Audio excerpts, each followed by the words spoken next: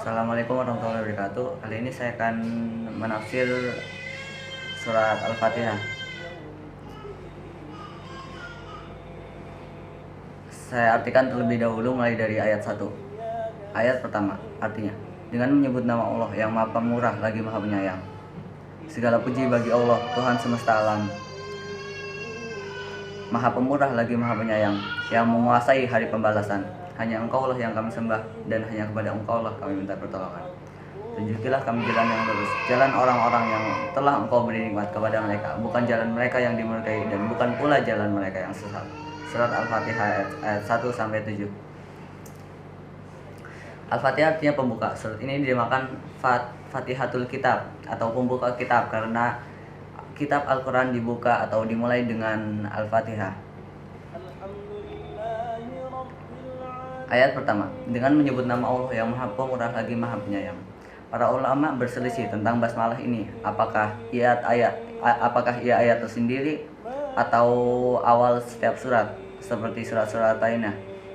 Yang kedua, segala puji bagi Allah Tuhan semesta alam. Alhamdulillah artinya segala puji, maksudnya menyifati Allah Subhanahu wa taala dengan kesempurnaan disertai rasa cinta dan pengagungan. Kata al pada alhamdulillah adalah untuk istighraq atau menyeluruh, yakni segala pujian adalah untuk Allah. Ayat ke-3,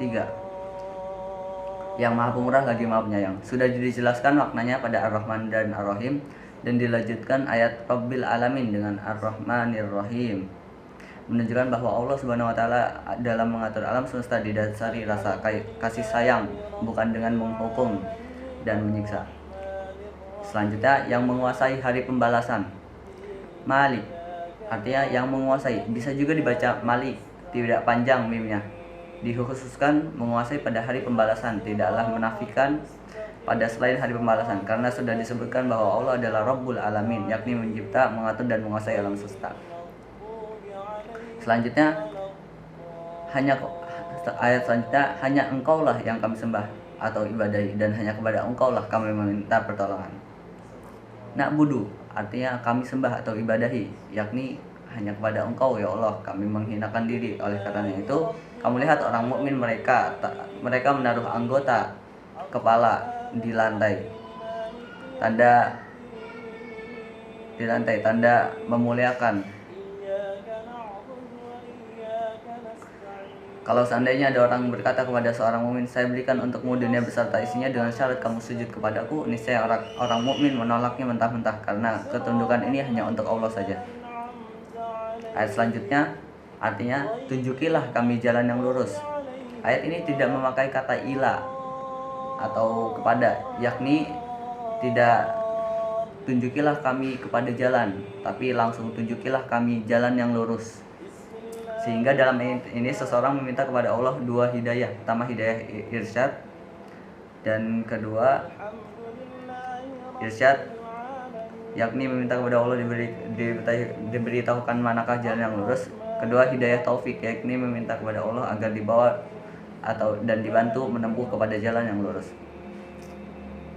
Ayat selanjutnya, yaitu ayat terakhir, jalan orang-orang yang telah Engkau beri nikmat kepada mereka, bukan jalan mereka yang dimurkai, dan bukan pula jalan mereka yang sesat.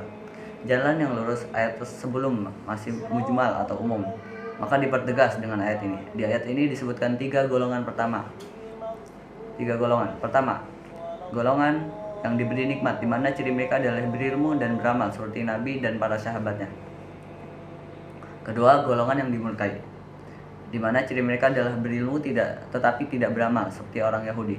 Yang ketiga, golongan yang sesat, di mana ciri mereka adalah beramal tetapi tidak berilmu seperti orang Nasrani. Wallahu a'lam. Wallahu ala nabi Muhammad ala alihi wasallam. Wassalamualaikum warahmatullahi wabarakatuh.